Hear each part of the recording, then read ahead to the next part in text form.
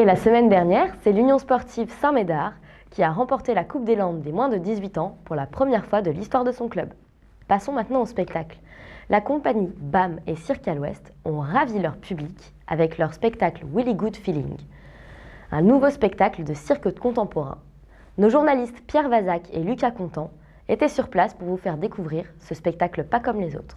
Clown, chapiteau, lion, voici 3 mots que vous ne retrouverez pas dans le cirque moderne dit contemporain. Réunis dans une salle de spectacle, familles et enfants ont pu se réunir pour assister à une représentation assez surprenante, réunissant danse, humour et poésie. La troupe a pu faire éveiller les sens de tout un public.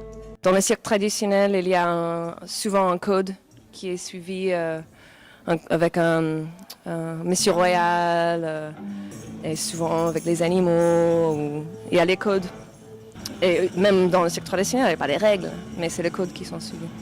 Et dans le cirque contemporain, on n'est pas obligé de suivre le code. On peut faire un peu ce qu'on veut au niveau proposition artistique.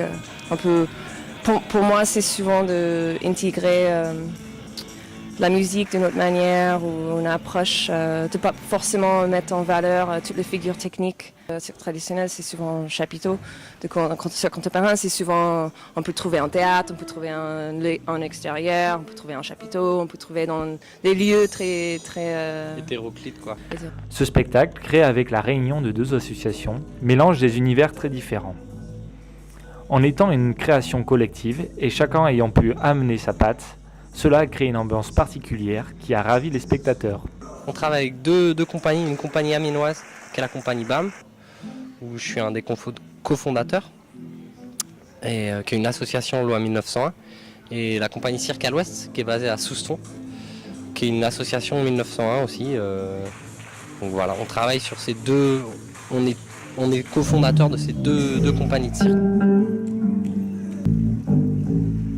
Ce spectacle-là, on le fait à 5, plus un éclairagiste. Donc il y a Nat, qui est américaine, qui vit en France. Il y a Jérém, qui est musicien, guitariste.